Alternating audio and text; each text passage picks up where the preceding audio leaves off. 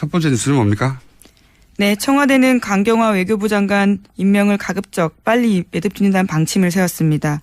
오는 29일 한미 정상회담과 다음 달 초 G20 정상회담 준비 때문에 외교부 장관 부재를 더 이상 방치할 수 없다라는 건데요. 이번 주 일요일 임명이 유력합니다. 지명 처리를 요구하고 있는 야3당은 강경화 후보자 임명까지 밀어붙이는 건 용납할 수 없다면서 반발하고 있습니다. 특히 자유한국당은 국회 일정을 전면 거부하겠다 이렇게 경고하고 있습니다. 네, 이것도 잘 못 싸우는 거예요. 지금 후보 한 명 임명했잖아요. 두 번째 임명까지 밀어붙인 건 용납할 수 없다. 그런데 저는 그 언론이 이럴 때 보도하는 스탠스도 좀 문제가 있다고 생각하는 게 이걸 임명 강행이라고 잡아서 보도하는 게 현재 프레임인데 강행이라고 하면 안 되는 거예요. 왜 안 되냐? 제 생각입니다. 강행이라는 건 해서는 안 되는 일을 하는 거죠. 절차에 어긋났거나. 그런데 지금 강경화 후보를 장관에 임명하는 건 절차적으로나 법적으로는 어떤 하자도 없어요. 대통령이 가진 정당한 인사권을 행사하는 겁니다. 만약에 김희수 헌재 소장 후보 같이 표결에 붙여야 하는데 붙이지 않고 절차를 뛰어넘었다. 이건 강행이죠. 그건 초법적인 상황인 거죠. 그건 안 되는 거죠. 근데 이게 아니잖아요. 대통령이 국회에 이 사람 어떤가요? 하고 대중 눈높이에서 검증을 요청하고 청문을 하는 게 그런 거잖아요. 국회는 이 사람 정도면 괜찮다. 아니면 이 사람 문제 있다. 하고 의견 제시를 하죠. 근데 장관의 경우에는 거기까지가 국회의 권한이에요. 그 이상의 권한은 법적으로 정해진 게 전혀 없어요. 그다음부터는 대통령 임명하면 되는 겁니다. 지금까지도 그래왔었고요. 네. 네, 전 정부에서도. 그래서 그동안 보고서 채택이 안 돼도 임명을 해버린 거죠. 그 인사청문회가 도입된 이후에 그럼에도 불구하고 낙마한 경우는 그 인사에 대해서 워낙 여론이 안 좋다. 부정적 여론이 60% 이상, 70% 이상 되고 찬성이 10%밖에 안 된다. 그런 경우에 여태 딱 3명이 낙마했어요. 그러니까 법적으로는 대통령 인사권이지만 야당이 이렇게 문제 지적을 하는데 여론이 거기에 동조하는 거죠. 아, 이 사람은 정말 문제가 있네. 그러면 그런 여론 때문에 대통령이 처리한 케이스 딱 3번 있었던 거예요. 그것도 법적으로는 안 해도 되는데 국민 여론을 그렇게까지 거스르면서 이제 임명을 하면 대통령 자신의 지지율이 떨어지거든요. 그래서 국정 동력도 상실되니까 그래도 임명해 버리는 경우도 많이 있었지만 딱 3명 낙마했는데 이번엔 여론도 60% 이상이 임명을 찬성합니다. 그럼 이 상황에서는 거꾸로 국회가 억지를 부르는 거예요. 대통령의 정당한 인사권 행사를 하려고 하는데 여론도 그걸 지지하고 있는데 그걸 못하게 하는 거죠. 파국이라며. 그런데 이 상황에서 임명하는 게 어떻게 강행입니까? 강행이라고 그 프레임을 잡으면 안 되는 거고요. 현 정부를 상대로 야당이 여론조사에서 진 거예요. 그럼 대통령의 합법적, 절차적 문제없는 임명권을 인정해야 하는 겁니다. 예. 이걸 강행이라고 하면 안 되는 겁니다. 제가 보기에는 그래요. 이게 습관적으로 야당이 반대하면 강행이라고 하는데 뭐가 강행이죠? 야당이 잘 못 싸운다고 저는 봅니다. 계속해서. 예. 여론조사에서 지고 있고 여론조사에서 지고 있는 이유를 잘 모르는 것 같아요. 자, 다음 뉴스는요. 네, 어제는 전현직 인권대사 등 10명이 강경화 외교부 장관 후보자에 대한 지지 성명 발표했습니다. 이들은 성명에서 강 후보자는 유엔 사무총장들과 함께 유엔의 정책 전반을 다룬 경험을 지닌 유일무이한 한국의 대표적 외교 전문가다라면서 지지 이유를 밝혔는데요. 이번 성명에는 초대 인권대사를 지낸 박경서 동국대 석좌교수, 또 이석태 전 인권대사, 이정훈 현 북한 인권대사 등 10명이 참석했습니다. 저는 강경화 후보는 참 이상한 케이스라고 봐요. 이례적이고. 유엔 인권대사들이 이제는 다시 지서명한 거잖아요. 외교부 노조로 출발해서 외교부 장관들도 하고 그다음에 유엔 대사들도 하고 굉장히 전례를 벗어난 전문가 영역에서는 우리 언론에서 잡아내지 못한 강경화 후보의 경쟁력을 받거나 실력을 그들 사이에서 인정받는 부분이 있거나 이런 게 아니겠나 생각이 들거든요. 너무 이례적이어서. 근데 이제 너무 알려진 바가 없어요, 이분이. 생각해 보니까. 주로 외국에서 활동하다 보니까 그런 점이 좀 있을 텐데요. 왜 이런 분들이 자꾸 지지선언을 이례적으로 하는지는 임명되고 나면 꼭 제가 인터뷰를 해봐야 되겠습니다. 뉴스공장에 초대해서. 이상한 케이스라서. 임명되느냐 안 되느냐보다 저는 강경화 후보 자체에 대해서 궁금해졌어요. 예. 왜 이럴까요, 이분들이? 궁금하지 않습니까? 여러 차례 러브콜 보내줘서 꼭 인터뷰 하셨으면 좋겠습니다. 물론 지금 한미 정상회담이랑 G20 등이 남아있긴 한데요. 그 그러니까 사이에. 예. 한미 정상회담 끝나자마자 저희하고 인터뷰 좀 하자는 얘기예요. 아니, 개인적으로 굉장히 신기합니다. 이런 일이 벌어지는 게. 특정 장관 후보가 이런 전방위적인 지지 선언을 공개적으로 받는 게 처음이라서.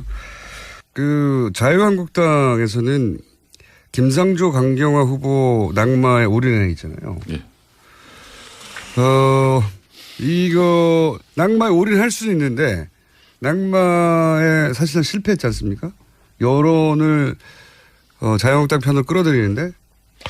뭐 저는 기본적으로 대통령의 철학을 이해하고 또 공유하는 인사들, 뭐 또 선대위에서 활약한 그런 뭐 일등 공신들을 내각에 얼마든지 임명할 수 있다고는 봅니다. 그런 인사 방식이 소위 이제 뭐 코드 인사나 농공행상 보원 인사로 이렇게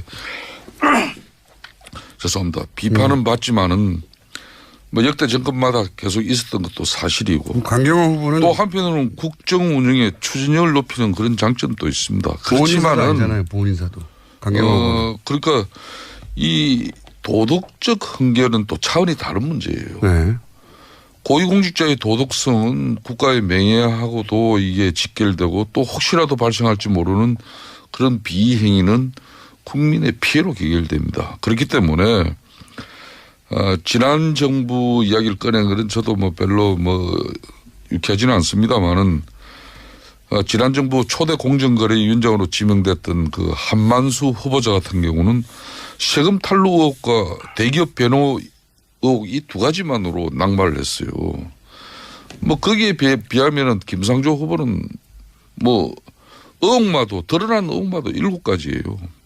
이 7가지 의혹 모두가 역대 어느 정권에서라도 낙마 사유에 해당하고 있습니다. 그렇지만은 이제 이분이 또 걸어온 길이 있고 또 우리 사회에 또 경제 정의와 또 사회적 불평등과 차별을 없애기 위한 그런 역할과 노력들이 그 흔적들이 있기 때문에 그나마 뭐 했다고 보는 건데 이런 일이 계속 이어져서는 안 되죠.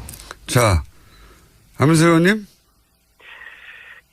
제가 볼 때는 이 인사의 발목을 잡으면서 국정공백의 연장을 위해서 몸부림치는 게 보수 정당의 절박한 내부 사정이 있다고 저는 보고 있어요. 어떤 사정이라고 보시나요? 왜냐하면은 이 적폐청산위원회에 대한 두려움 때문 그라고 저는 봅니다. 왜냐하면은 이 인사가 마무리되면은 다음 국면은 이제 적폐청산이 본격화 되지 않겠습니까? 대통령의 공약인 적폐청산위원회가 만들어지고 따라서 MB 4대강 비리 파헤쳐지고 최순실 재산 몰수 이런 부정부패 척결에 피바람이 몰아치는 것이 두려운 것이죠. 왜냐하면은 자유한국당이나 바른정당이든 대부분 친박과 MB 쪽 의원들이지 않습니까? 따라서 적폐청산위원회 반드시 반대할 것이고요. 아마 최소한 개혁의 동력이 떨어지는 시점까지 이 적폐청산위원회 구성을 최대한 늦추도록 해서 적폐청산을 무력화시키고자 할 거 아니겠습니까? 왜냐하면 자칫하면 MB가 구속될 수도 있고 최순실 재산이 몽딱 환수당할 판인데 적폐청산위원회 동의하지 않겠죠. 따라서 이 인사 정국을 최대로 길게 끌어가려는 그런 의도가 있다고 봅니다. 보수 정치인들은 부정부패 이런 과거 그냥 놔두고 앞으로 잘하자는 그런 주장인데요. 동의할 수 없고요. 어제의 범죄를 용서하는 것은 내일의 범죄에 용기를 주는 것이죠. 그건 의원님 말이 아니고 정치인들은 예. 까미의 말이지만요. 네. 예, 이 반성하지 않은 범죄자들을 용서하려고 국민들이 그 엄동설안에 촛불을 들었겠습니까? 아직도 국민들이 무서운가 봅니다. 그러시면 안 되죠. 이렇게 이유를 분석했는데 어떻게 보세요? 제가 다른 안민석 의원의 주장이나 또 문제 제기에 대해서는 뭐 상당한 부분 공감도 하고 또 반박도 합니다만은 조금 전에 그런 방식은 논리 비약이죠. 아무리 지금 이제 집권 여당이 되었다고 해서 안민석 의원마저도 그런 식으로 이렇게 옹호하는 것은 저는 맞지 않다고 봐요. 문재인 정권이 역대 어느 정권보다도 도덕성을 내세운 만큼 그에 상응하는 엄격한 잣대를 감내해야 하는 것이 이 문재인 정권의 숙명이에요. 문재인 대통령이 그렇게 호언장담했던 이 공직 배제 5대 원칙이 아무리 선거 과정에 한낱 선거 구호로 거쳤다고 볼 수 있지만은 대통령이나 집권 여당이 흠결 넘는 사람은 없다. 또 전 정부보다는 낫다. 비교할 걸 가지고 해야지.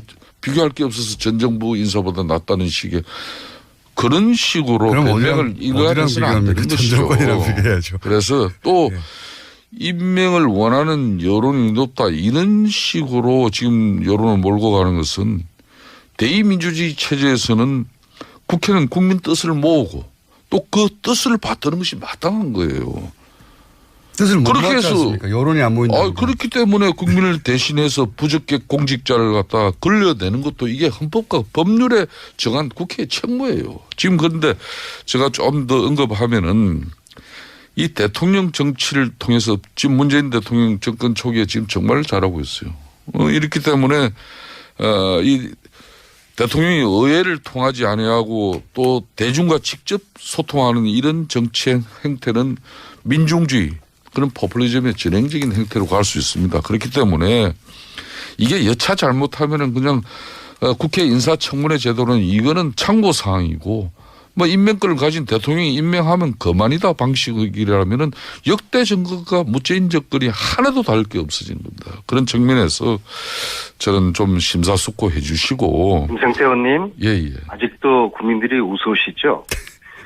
국민들은 인사청문회 인사 이거 빨리 국면 마무리하고 국정 안정 찾아서 빨리 그 하루속히 적폐청산 이거 해서 부정부패 척결하는 이 과거 청산하고 그래서 새로운 나라, 새로운 미래 가자는 거거든요. 이 국민들의 목소리를 외면하면은 국민들이 또다시 화병 도져가지고 촛불 들고 광장으로 나갈 수도 있어요. 국민들을 우습게 아시면 안 돼요. 근데 이제 김성태 의원님은 이게, 장관들을 임명할 때 인사청문을 하는 이유는 국회 의견을 단순히 참가하는 게 아니라 보다 무겁게 받아들여라. 이게 정신이다. 이렇게 주장하시는 거거든요. 가령 김상조 위원장 지금 반대하지 않았습니까? 이분을 반대하는 것은 경제민주화 재벌개혁 반대하는 것이거든요. 이분을 통해서 대한민국이 재벌을 새롭게 거듭나게 하려는 그런 취지인데 이런저런 이유로 발목 잡으면서 국민들에게 마치 반대를 위한 반대. 저 보수 정당들은 국정공백 이 책임이 있지 않습니까? 최순실 국정농단으로 해서 생긴 이 국정공백에 오히려 연장을 위해서 몸부림치구나. 국민들은 그렇게 보죠. 국민들이 얼마나 독특합니까? 그리고 이 인사청문회 이후에 적폐청산위원회 이 국면을 두려워해서 저렇게 반대를 위한 반대하면서 문재인 대통령 지금 국민들 90% 잘한다고 지지를 받는데 문재인 대통령 저 반복을 잡구나. 지금은 여야가 함께 힘을 모아가지고 과거에 대한 적폐를 청산하는 이 일을 빨리 지금 서둘러야 되는 거죠. 바람 불 때 연날려야 되는 거죠. 그렇게 좀 도와주세요. 김 대표님이 나서셔서. 예, 안민석 의원님 말씀 저도 존중합니다. 이 문재인 대통령의 파격적인 인사나 또 그 인사를 통해서 드러나는 계획에 대한 의지는 분명히 박수받아서 박수받고 또 존중되어져야 됩니다. 그렇지만은 위장 전입을 비롯한 그런 의혹이라든지 특히 이런 청문회 과정에서 거짓 해명으로 일관하면서 이런 내용들은 국민 정서상으로도 받아들이기 상당히 어려운 부분이 나오고 있거든요. 근데 받아들였어요, 국민들이. 여론이. 그러니까 제가 조금 전에 이야기했지 않습니까, 공장장님. 국민 여론 물론 중요합니다. 그렇지만은 헌법과 법률이 보장되어 있는 그런 이 청문회 과정 이 절차를 또 우습게 받아 넘기는 그것도 더 큰 문제가 되는 거예요. 절차를 받아들였죠, 다. 절차를 받아들이고 나서 국민 여론이 괜찮다고 여론조사상으로는 판정을 내렸잖아요. 그러면 야당도 동의하지는 않지만 국민 여론이 그렇다면 대통령이 합법적인 인사권을 행사하는 것에서 더 이상 할 수 있는 게 없지 않습니까? 그러니까 공장장님 대통령께서 국민 여론과 지지가 지금 높습니다. 그렇기 때문에 이 대통령 정치를 통해서 정권이 직접 전국의 이니시티브를 주도하면서 특히 막 이런 국회 헌법에서 보장된 이런 청문회 그러니까 공직자들 이런 검증제도 이 자체를 갖다 우습게 여겨버리면은 큰 할을 부르는 거예요. 박근혜 정권이 왜 처음부터 이게 불통 국민들과 소통하지 않는 저항적 권력을 행사했기 때문에 결론은 국민들로부터 벌어진 거예요. 조금 전에 김성태 의원님께서 위장전입 말씀하셨는데요. 네. 최근에 우리 여야 의원들 한 10분 정도가 모여서 뭐 수다 아닌 수다 뜨는 그런 자리가 있었는데요. 딱 한 사람만 빼놓고 전부 다 위장전입을 다 했다고 그러더라고요. 뭐가 머무든 게 나무른다고. 자, 안민석 의원님. 자, 요 부분은 정확하게 합시다. 이 방송 이후에 뭐 어떤 형식으로 뭐 신상을 털기 좋습니다만은 뭐 저는 그렇습니다. 저는 두 자식 키우면서 딸의 우리 지역에서 내가 한 번도 위장 전입한 사실이 없어요. 그러니까 10명의 의원들을 모아가지고 한 명만 제외하고 그 의원이 누군지 모르지만 9명의 의원들이 그럼 다 자식들 키우면서 위장 전입하고 그걸 대부분 다 여러 가지 이런저런 이유는 틀렸지만은 이런저런 이유로 해가지고 위장 전입을 대부분 다 했어요. 그건 의원들만 아니라 많은 국민들이 그렇게 하는데요. 왜 했느냐가 문제죠. 왜 했는지를 그걸 문제를 삼아서 이것은 좀 케이스 바이 케이스로 따져봐야 될 문제고요. 어쨌거나 물론 이제 하자가 있는 후보는 당연히 검증되고 걸러져야죠. 그런데 안민석 의원님 저 북만산청에 한번 가보세요. 북만산청에 가면 이유 없는 죽음이 단 하나라도 있는가 한번 보세요. 다 이유 있는 죽음이죠. 예? 근데 이 지금 역대 그러면 30명의 장관이나 총리 후보자들이 이 낙마한 것은 다 이런저런 이유예요. 30명이 낙마하지 않고 3명이 낙마했습니다. 아닙니다. 역대 보면요. 예. 역대 이 낙마한 그러니까 MB 정권부터 해가지고 쭉 역대 정권들이 2000년 이후에 인사청문회에서 낙마한 고위 공직자이 30명이에요. 3명입니다. 아닙니다. 2000년 이후 인사청문 나온 30명이 부동산 투기 14건, 위장전입 8건, 세금 탈루 8건, 논문 표절 5건, 경력 논란 3건 이렇게 해서 30건이에요. 그런데 공장장은 어디서 보시고 3건이라고 그래요. 그 의원님. 근데 지금은 공백의 이 책임이 자유한국당하고 바른정당 의원님들한테 있는 거 아니에요. 그러면은 이 공백을 빨리 좀 메우려고 그렇게 협력하는 게 그게 상식적이고 정치 도입이 맞는 거 아니겠습니까? 자기들이 저지르는 국정 공백 이것을 시간을 끌고 연장하려고 과거에 이야기하시고 그거는 좀 이치에 맞지 않는 것 같아요. 김성태 의원님이 그쪽 의원님들 잘 좀 설득하세요. 네, 저도 안 의원님 국민의 눈높이에서 공직자를 검증하고 또 정부 여당의 독주를 견제 비판하는 것은 야당이 마땅히 해야 할 일입니다. 그렇지만은 저 개인적으로도 며칠 전에 대통령께서 국회를 찾아오셔가지고 추경의 필요성에 대해서 대국회 대국민 호소를 했어요. 막 그런 대통령 시정연설 때 뭐 이렇게 피켓 시위 같은 행위 이런 부분은 사실상 피켓 시위 원조는 민주당 아닙니까? 그런 구태한 전유물을 또 지금 야당이 됐다고 해가지고 그런 방식을 써야 되느냐 이런 부분은 이제 국민들이 공감할 수 있는 그런 새로운 방식을 찾아야 된다 이렇게 생각합니다. 저는 그런 대통령이 국회까지 오셔서 설득 직접 하시고 또 그저께 상임위원장들 청와대 초대해서 이렇게 부탁하고 설득하셨으면은 더 이상 대통령이 뭘 어떻게 하란 말입니까? 이거는 정말 발목 잡기 그 이상 그 이하도 아닌 것이죠. 그래서 빨리 이거 인사 매듭 짓고 부정부패 이 척결하는데 적폐청산 국면으로 넘어가야 되지 않겠습니까? 그러니까 우리 솔직히 이렇게 말씀하시면 좋겠어요. 이명박 대통령 비리 수사하는 거 이거 두려워서 그런 거 아닙니까? 좋습니다. 앞으로 적폐청산을 위해서 문재인 정권에서 어떠한 행위를 하더라도 정의롭고 공정한 세상을 위해서 할 일 해야 됩니다. 그런 측면에서 지금 안경환 법무장관 후보자도 한번 보십시다. 그런 적폐청산과 사회정의를 바로 세워야 될 법무부 장관이 예? 술자리에는 반드시 여성이 있어야 하며 없으면 장모라도 곁에 있어야 한다. 젊은 여자는 뭐 중간에 제가 생략하겠습니다만은 당당하게 매춘으로 살 수 있다. 뭐 이런 식의 아니 그 책 중에서 몇 줄 책의 가지고 내용을 담은 이런 책 제목이 장관을 갖다 또 아무리 지금 현재 아니 김정태 적폐청산이 의원님 그 책 지금 시급하고 말씀하신 그 책 제목이 뭔지 아세요? 그 책 제목이 뭔지 아세요? 읽거나 보셨어요? 읽어봤습니다. 상당한 부분. 그 책 제목이 뭡니까? 예? 남자란 무엇인가? 남자는 무엇으로 책 세상을 전체를 사는가 읽어보면은 아닙니까? 지금 말씀하신 거는 아주 한 줄 한 줄만 떼어가지고 앞뒤 문맥은 생략하고 그게 말도 안 되는 그런 비방을 하고 있고요. 제가 안경환 그분을 사실은 몇 년 전에 서울교육감 보궐선거 나오시라고 출마 근유 드리느라고 제가 만나 뵌 적이 있는데요. 저는 그분에 대해서 참 상대를 배려하고 예의를 갖춘 아주 꿋꿋한 선비, 그리고 권력에 대한 사심이 없는 분, 참 이러한 대한민국에 이런 학자가 있었구나.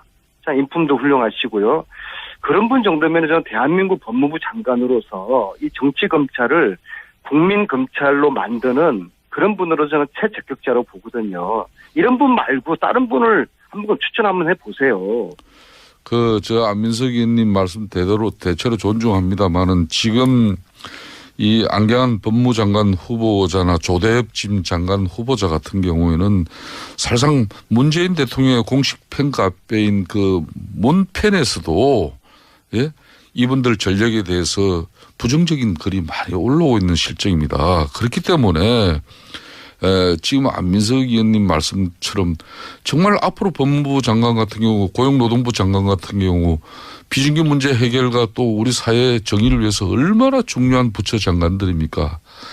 역대 가장 수준 높은 도덕성을 가져야 될 그런 장관을 후보자를 여러분들이 좀 시간은 촉박하더라도 제대로 된 사람을 선택해야지 이런 분들을 그냥 밀어붙이겠다 그러면은 이게 문재인 정권이 꼭 성공해야 되는 정권이 과연 이게 국민들에게 좋은 평가가 계속 이어지겠냐 이런 우려를 가지는 거죠.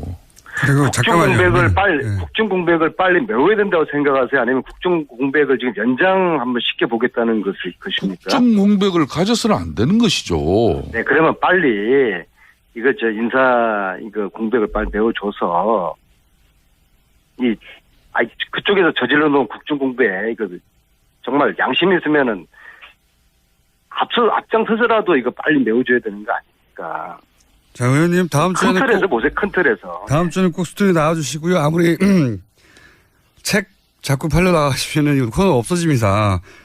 책을 팔아야지 그 돈 가지고 독일을 지금 다시 가거든요. 저 혼자 가는 것도 아니고 의원님 아는 국 다른 요일날 파시고요. 네. 그리고 김성태 의원님이 30명 얘기하셨는데 제가 정확하게 정리해 드릴게요. 청문회 보고서가 채택되지 않아서 낙마한 사람은 3명밖에 없습니다. 제가 그 말씀을 드린 거고. 예, 3명밖에 없고 역대 인사청문회 과정에서 낙마한 사람 철회하거나 네. 다른 이유가 생겨서 물러나거나 아니면 여론이 나빠서 낙마하거나 그렇게 끝까지 임명되지 않은 사람의 숫자가 30명. 그래서 김성태 의원님이 말씀하시는 거는 후자인 것 같고 저는 이제 전자.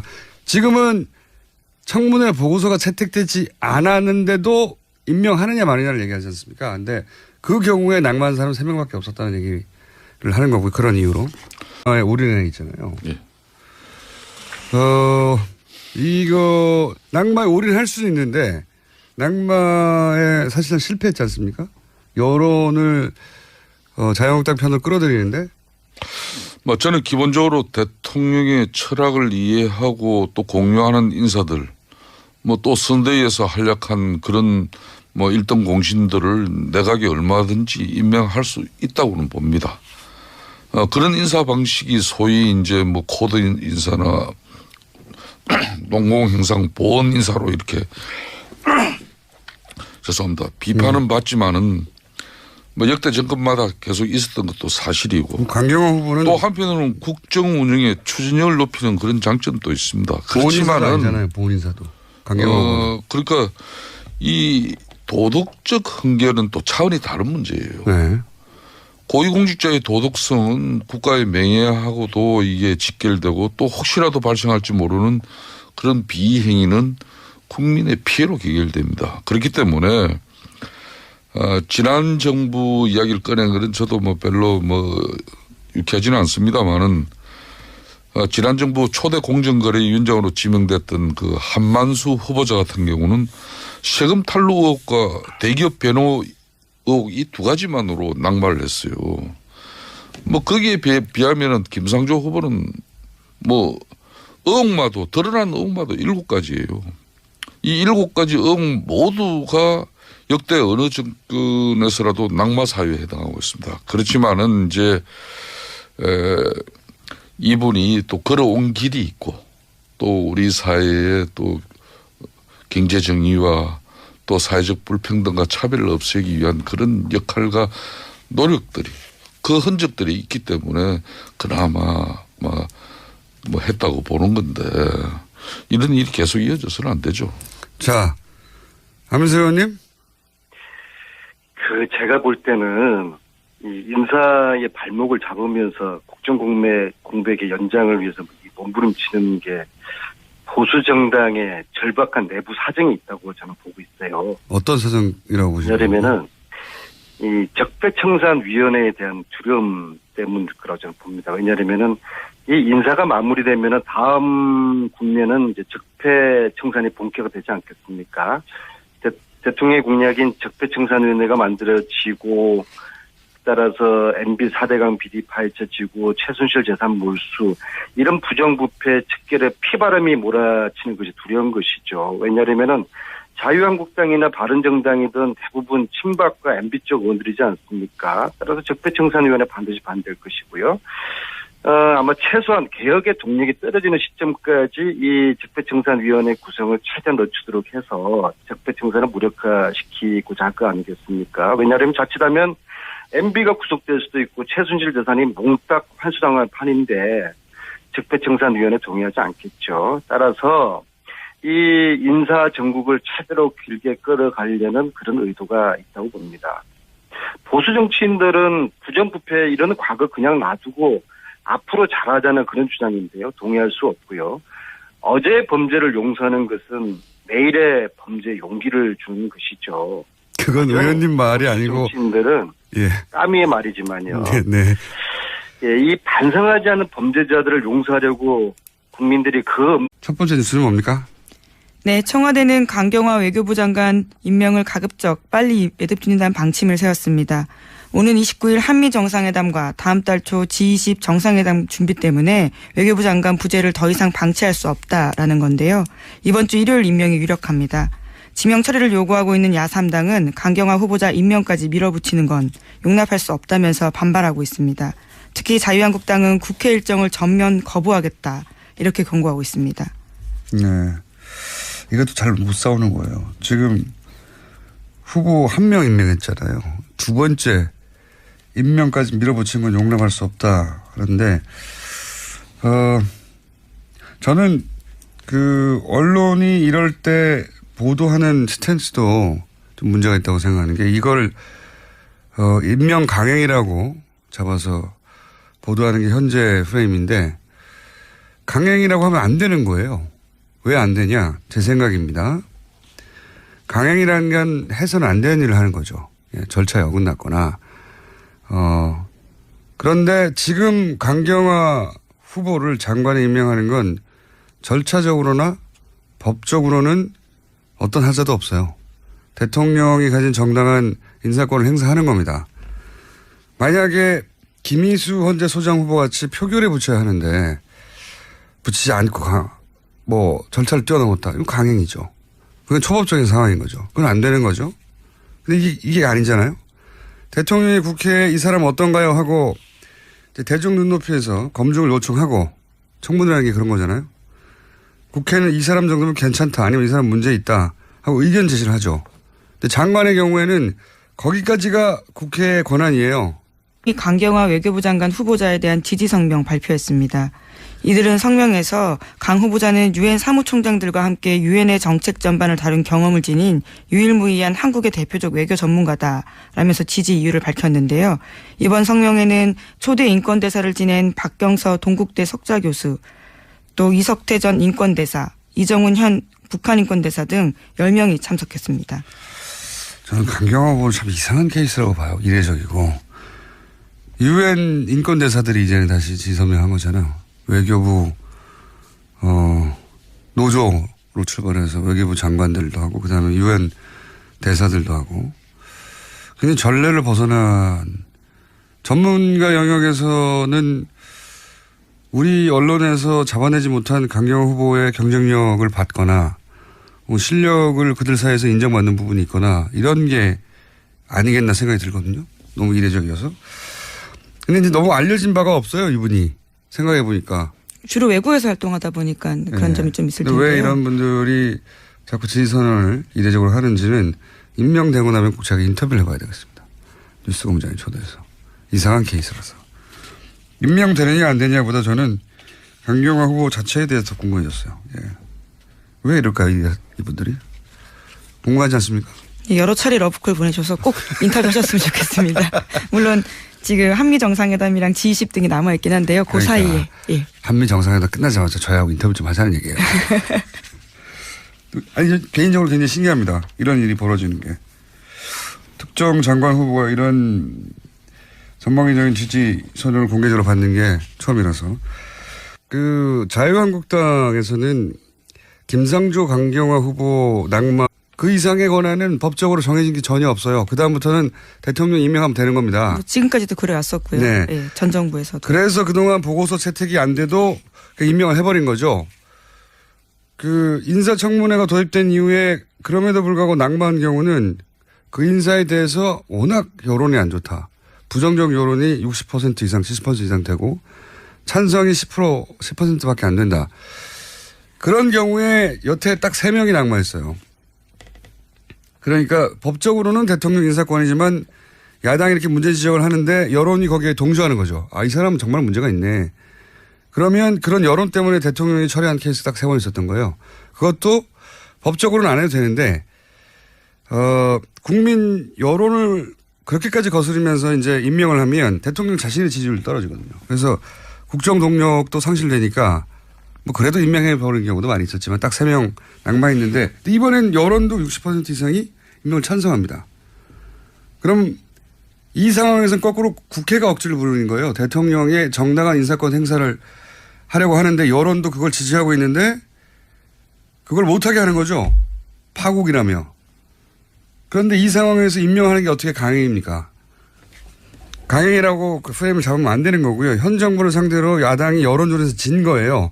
그럼 대통령의 합법적, 절차적 문제없는 임명권을 인정해야 하는 겁니다. 예.